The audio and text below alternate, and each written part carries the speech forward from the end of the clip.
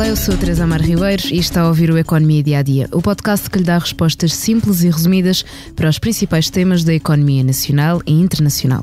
Todos os sábados lançamos um episódio que explora um tema económico em destaque durante a semana. Neste episódio falamos do eterno tema do novo aeroporto de Lisboa. Depois do acordo entre PS e PSD, foi nomeada uma comissão técnica independente para avaliar as opções em cima da mesa. O campo de tiro de Alcochete foi considerado pela segunda vez a melhor opção para se construir o novo aeroporto de Lisboa. Mas certezas não há. A consulta pública dos resultados da CTI terminou esta sexta-feira e espera-se que o fim desta etapa seja mais um passo para chegar finalmente a uma decisão neste ano 2024. Para falar sobre este tema, convidamos a jornalista Anabela Campos, que segue atentamente todas as novidades do aeroporto. Olá, Anabela, obrigada. Olá, obrigada eu pelo convite. Antes de começarmos a nossa conversa, vamos ouvir Carlos Coutinho, presidente da Câmara de Benavente, em entrevista à SIC Notícias sobre as conclusões da Comissão Técnica Independente. É exemplar a forma como este trabalho foi desenvolvido e, efetivamente, nas suas conclusões aponta o campo de tiro da Força Aérea em Benavente como a solução que melhor serve os interesses do país. E isso é importante porque já em 2008 o país tinha feito uma decisão que era o campo de tiro também como solução para o Porto. Já visitou hoje o BPI Expresso Imobiliário? Agora pode calcular o valor da sua propriedade e guardar a documentação da sua casa e do recheio numa nova área pessoal única no mercado. E ainda ficar a saber quanto pode pagar por uma casa, localizá-la com uma pesquisa por polígonos e conhecer as soluções de crédito habitação BPI. bpiexpressoimobiliario.pt. Quem compra e quem vende na mesma página. Anabela, em primeiro lugar, e para fazer um ponto de situação também para quem nos está a ouvir, pedia que recordasses quais é que foram as conclusões da Comissão Técnica Independente de que forma é que foram estudadas e quem é que ficou um bocadinho mais de fora desta corrida. O trabalho da Comissão Técnica Independente foi um trabalho ciclópico porque tinha que avaliar 9 opções e portanto, e não era fácil, não tinha muito tempo, teve menos de um ano para o fazer. E enfim, as conclusões chegaram-nos no dia 5 de dezembro e têm dado muita polémica. Tem dado de falar. Exato, têm dado de falar, ainda vão dar mais. E assim, as grandes conclusões em termos largos é que eles consideraram Alcochete e Vendas Novas como viáveis, sendo que Alcochete, como tu disseste há bocadinho, foi considerada a melhor opção pela segunda vez, já tinha sido estudada em 2007 e 2008 e considerada a melhor opção e ficou de fora consideradas como inviáveis Montijo e Santarém. Agora, houve uma consulta pública, terminou na sexta-feira, onde as contrapartes terão dito de sua justiça sobre o relatório da CPI e terão eventualmente também, e isso temos a certeza que Santarém fez, não só contestar a grelha de análise, como até melhorar e afinar a proposta. Portanto, estamos agora no último capítulo do relatório preliminar e agora a Comissão Técnica Independente vai avaliar de novo se podem voltar ou não a ser consideradas uma opção, as que ficaram de fora. Pois, isso, pelas suas respostas. Também eu penso que sim, porque no fundo isto foi um relatório que a Comissão Técnica Independente fez e que está sujeito também a observações por parte dos interessados e da opinião pública, porque poderá haver ali questões que não foram, segundo a opinião de quem ficou de fora, ou não foram bem avaliadas e, portanto, é uma segunda oportunidade, no fundo. Não há garantias de que voltem a ser consideradas opções viáveis, mas a expectativa é essa, pelo menos em relação a Santarém. Não sabemos muito bem em relação ao Montijo, porque o Montijo é defendido pela Ana. A Ana, imagino, também terá ido à consulta pública e por algumas entidades, mas não tem um promotor evidente como tem Santarém, mas é possível que também esteja. E a Rosário Partidário, que é presidente, não é presidente, é coordenadora da Comissão Técnica Independente, já disse que poderão reapreciar Santarém se Santarém apresentasse, reformulasse de certa maneira, afinasse a proposta. Santarém foi posto um bocadinho de lado por causa da distância e no caso do Montijo foi mais a parte ambiental. Quais é que foram os aspectos favoráveis que tornaram Alcochete a opção principal? Quer dizer, Santarém foi a distância, não só também, acho um problema com a pista, um problema, diz a Comissão Técnica Independente, Santarém contesta, mas a pista tem alguns problemas de navegação, segundo a Comissão Técnica Independente, por causa da base militar de Monte Real, que fica muito perto e é um conflito. Exato, há ali um conflito. Santarém, os promotores de Santarém e Carlos Brazão ainda esta quinta-feira falaram bastante sobre isso, consideram que não e têm inclusive imagino que terão agora apresentado na consulta pública a justificação, e eles também dizem que têm estado alternativas. Mas voltando à tua pergunta, porque é que Alcochete foi escolhido como a melhor opção? E Alcochete aparece muito ligado com a mesma do mesmo ponto de vista para a Comissão Técnica Independente, Vendas Novas está em segundo lugar, Vendas Novas, mas tanto uma como outra estão equilibradas. Bom, a Comissão Técnica Independente que já tem alguns elementos que também já tinham estudado Alcochete, isso tinha dado alguma polémica, consideram que aquela é a melhor localização para fazer um aeroporto hub escalável, ou seja, que consegue crescer ao longo dos anos. É perto de Lisboa. Exato.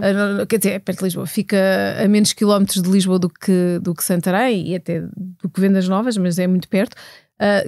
Defendem também a Comissão Técnica Independente que já estão previstas para ali acessibilidades e essa é uma das questões também que tem merecido crítica dos opositores de Alcochete, porque para teres o aeroporto ali vais ter que ter uma terceira travessia do Tejo e comboio, TGV, tens de fazer ali infraestruturas muito para os passageiros poderem chegar a Lisboa, mas por outro lado afeta menos população do que este aeroporto que fica mesmo no coração da capital de Portugal, de Lisboa. Sim, bastante menos.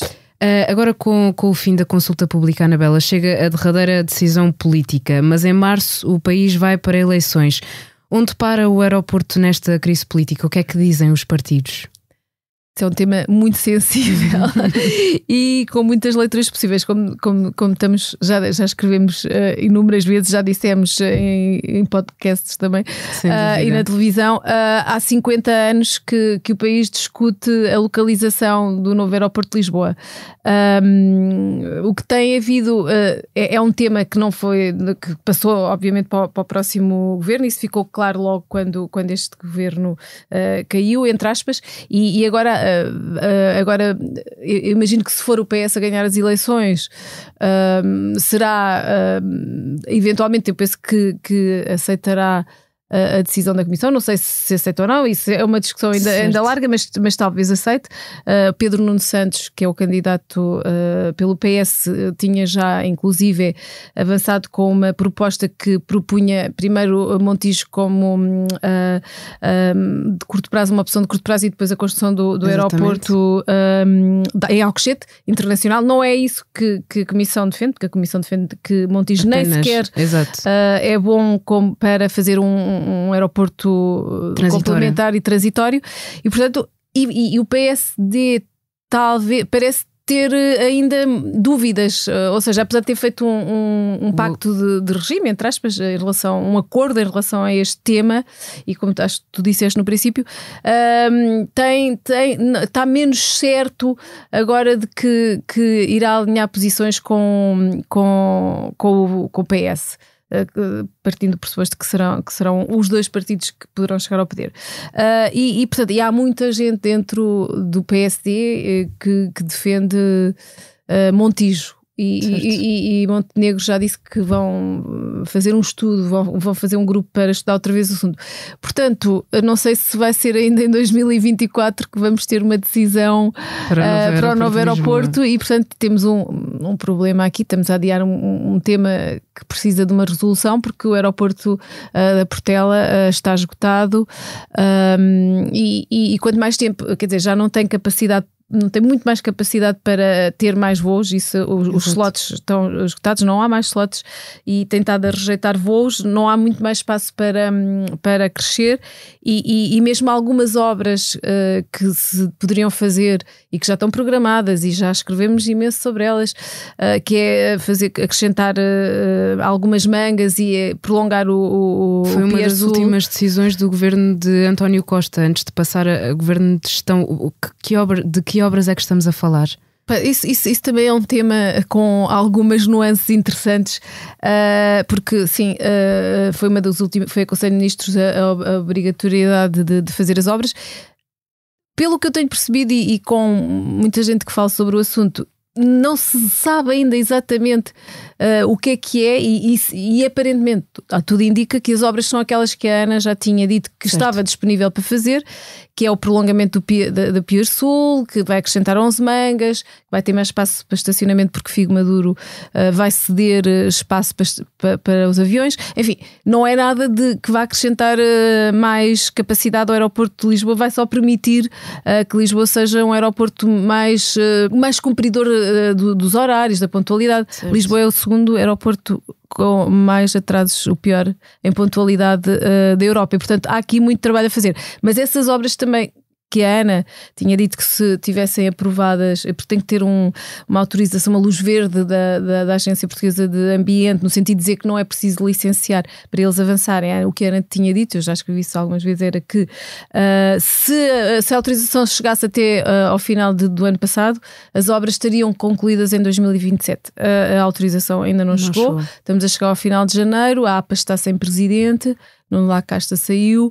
E portanto, estamos aqui também no impasse e, portanto, não sei até que ponto é que essa obrigatoriedade vai ter assim uns efeitos práticos e efetivos no curto prazo.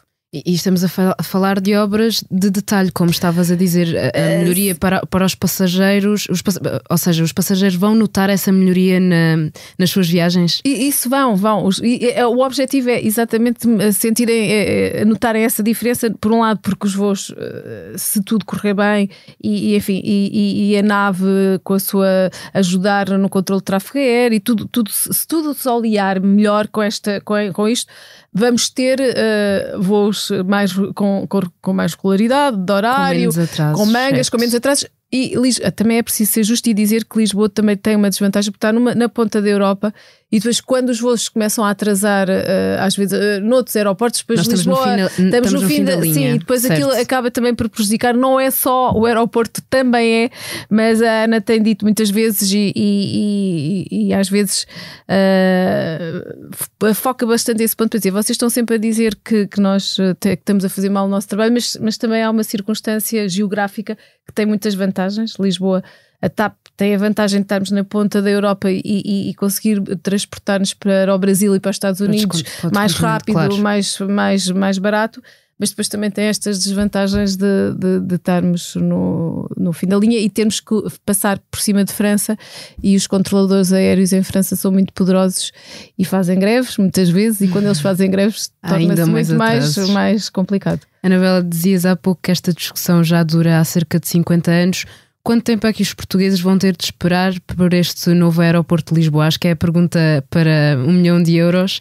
É que, segundo António Costa Silva, que deu uma entrevista ao Expresso, o Ministro da Economia, há urgência não só para os passageiros, como há grande importância para a indústria exportadora portuguesa. Quanto tempo é que se espera que demore este novo aeroporto? Se tudo correr bem, e nem sempre tudo corre bem, como sabemos, as obras. Pronto, se a decisão fosse tomada em 2024, e depois não houvesse nenhum impedimento, se as coisas corressem com celeridade, certo. Se não houvesse obstáculos burocráticos e não sei o quê. Se tudo correr bem, pelo menos é preciso esperar 5, diria. Depende, há quem diga que é 5, mas há também quem diga que no mínimo é 7. Mas digamos de 5 a 10 anos, antes de uma década, não vamos ter. Não será menos não será menos. Eu apontaria para uma década se estas obras que estamos a falar no aeroporto da Portela, que são obras que não acrescentam capacidade e não são assim tão relevantes, demoram 3 anos a fazer. Um aeroporto demorará muito mais.